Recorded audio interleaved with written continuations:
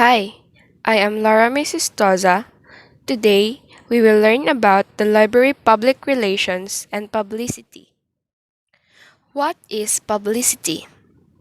Publicity is everything when you are trying to gain visibility and support for your library. It may seem daunting, but with some planning and dedicated effort, you can shape and organize effective communications outreach. Public relations is a management function of continuing and planned character, through which public and private organizations, such as the library, seek to win and retain the understanding, sympathy, and support of those whom they are or may be concerned. Library public relations is a deliberate, planned, and sustained effort to establish and maintain mutual understanding between the library and the publics or the users. Public relation activities help to provide a coordinated effort to communicate a positive image of the library and promote the availability of the library's materials, programs, and services. Any library activity, directly or indirectly, is an act of public relations inasmuch as it is done to promote the library image and use. Having services that no one knows about is as good as having no services at all. Public relations is an activity aimed at increasing communication and understanding between an organization or individual and one or more groups called publics. Objective of public relations: to create library consciousness among the people of the community, to spotlight the existence of the libraries, where they are located, what do they contain, and to identify the services they can render to help people in their informal self-education, to enrich and further develop the subjects on which individuals are undertaking formal education to help people remain well informed, to make constructive use of their leisure hours, to become good citizens, to help people remain well informed, to appreciate the values of democracy, and to increase the theoretical knowledge of vocations. Media attention or publicity can increase public awareness of your programs, personnel, and services, attract and increase involvement of public and private partners, create, change, build, or enhance your public image, encourage contributions of money, material, services, and time, win support for city, state, federal, foundation, or individual donor funding, help you reach new or never before approached audiences such as non-English speakers, clarify misunderstandings about what libraries do and how they're financed, mobilize opinion leaders in your community to become active supporters and advocates, help knit together a vital network of libraries throughout the region, state, and nationwide, and help build public and private support for libraries. Facets of public relations. Public relations of a library in actual is marketing the library. The facets or basic elements of public relations and marketing are almost the same. Some of the important facets are overview of public wishes and aspirations, planning, library products and services, promoting the library, and web marketing. Programmers of public relations. Some important and general used methods and techniques of public relations are as follows: press, news sheets, library bulletins, window displays, radio, posters, personal talk, and library surveys. Public relations of special library can improve existing services and develop new services of value, and by anticipating trends, it can initiate the gathering of vital information in order to expedite service never before requested. Each of these factors is closely allied to good public relations. From time to time, interlibrary loans are negotiated, professional projects shared, or reference questions answered, all calling for an exchange of ideas or materials. Working relationships, thus established through contact with other librarians, must be carefully nurtured. They broaden information resources not only in the local area but scattered throughout the country as well. Another benefit of professional contacts made through the exchange of facilities and talent is the impetus given to staff development and growth. Checklist of media and techniques for public relations activities in special libraries. Number 1.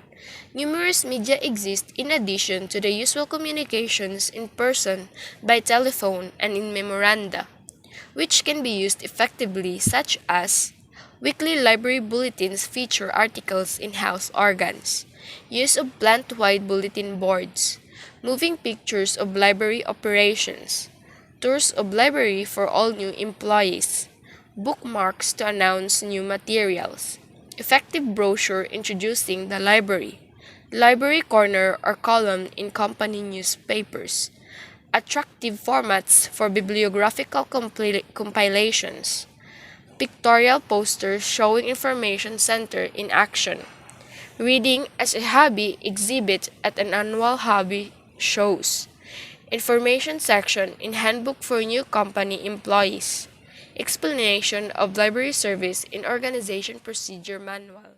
Number 2. Some techniques are letter A. With clientele who depend on the library includes attention to specific interests, bibliographies on any subject, assistance with editorial problems, display of company news releases, cheerful consideration of criticisms, careful consideration of recommendations, extra touch such as a comfortable chair, aid in acquisition of personal library items, suggestions of binding of personal periodicals, presentation of library service at a research seminar, duplicating and or copying machines available in library, suggesting classification schemes for personal information files, and reproduction of tables of contents of important current journals. Letter B.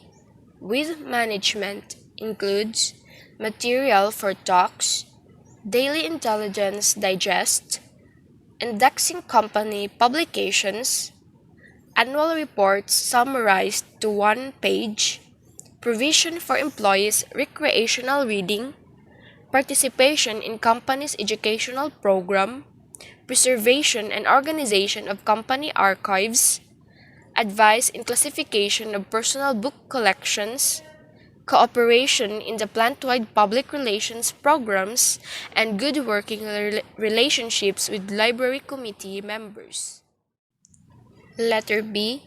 With management includes material for talks, daily intelligence digest, indexing company publications, annual reports summarized to one page, provision for employees' recreational reading, participation in company's educational program, preservation and organization of company archives, advice in classification of personal book collections, cooperation in the plant-wide public relations programs, and good working relationships with library committee members.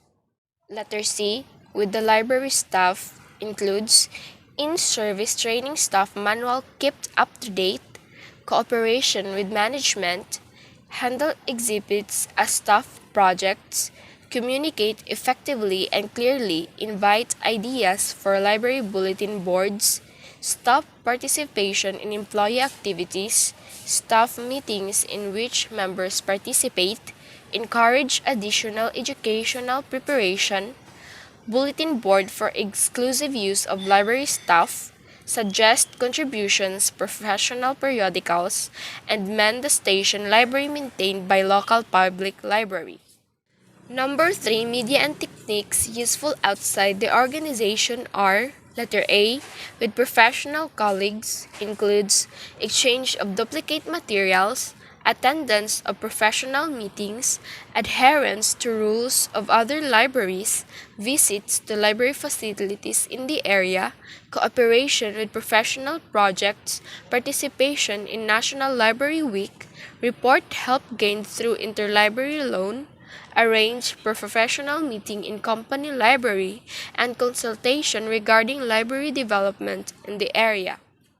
Letter B, with potential library employees, includes library summer work-study program, vocational talks to high school groups, acquaint library schools in the area with library, illustration of library in company's recruiting folder, annual open house for students interested in library work, and keep colleges informed of successful careers of their graduates. In using this checklist, it should be kept in mind that there are several overlapping items in the above categories.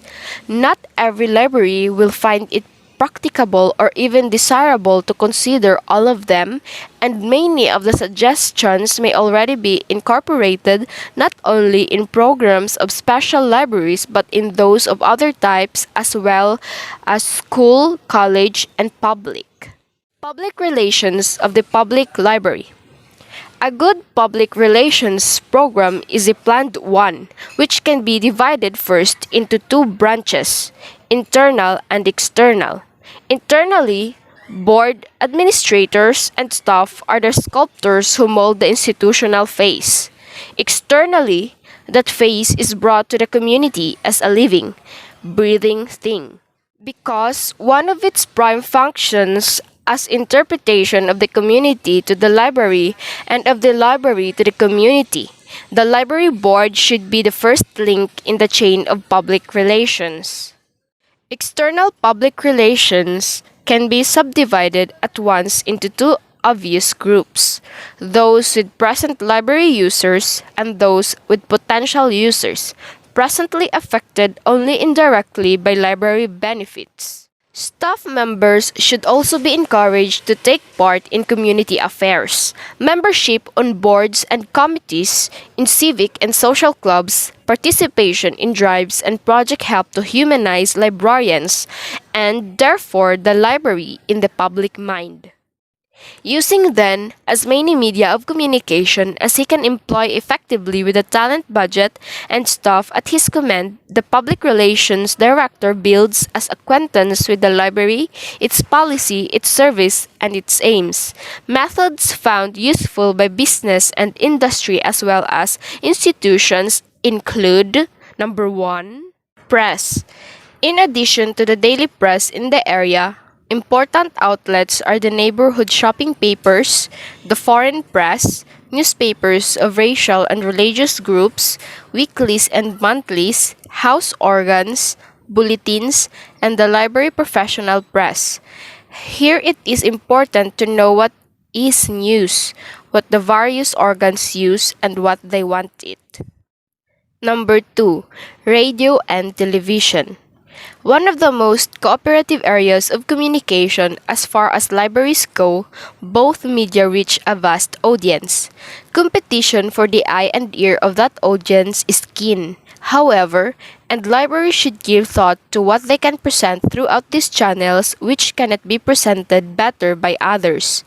In building his program, the wise public relations officer will remember that the press, radio, and television agencies for his community from one of the publics he wants to reach, a public which must be given the same picture of the library as the other publics. To weave a smooth fabric of relations, he will make it easy for them to get information about the library. He will see to it that the information is accurate, timely, and easy to use. He will help them in securing materials on non-library stories. He will be honest. He will make sure that the news he gives them is real news. He will learn as much as he can about their methods, problems, and techniques in order to fit as well as possible into their scheme of operations. And he will never fail to express appreciation for a job well done by any of these media. Number 3. Visual aids. Use of posters, Billboards, car and bus cards, and the like have one serious drawback for libraries.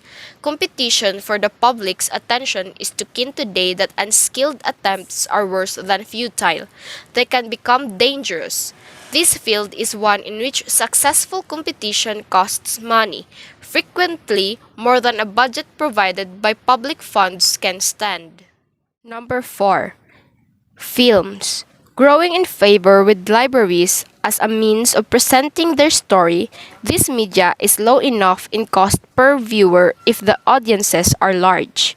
Production cost as a whole, however, is a large one, especially since sound and color have made other films seem drab. Co-public relations of the public library operation from private and civic groups in the production of library films has eased the budget strain in some places. Number 5. Exhibits.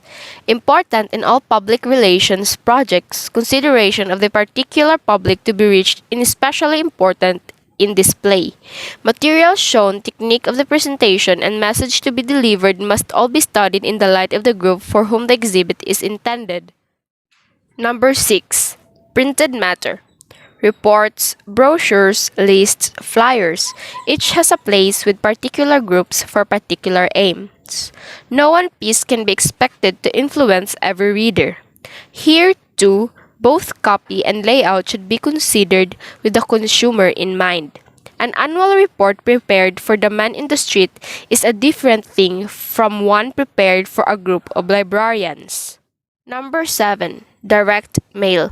While in some cases this seems the only answer to a specific need, the need should be thought out carefully. The vast amount of the second and third class mail received daily by both business and individuals has so conditioned the receiver that he pays little attention to much of it.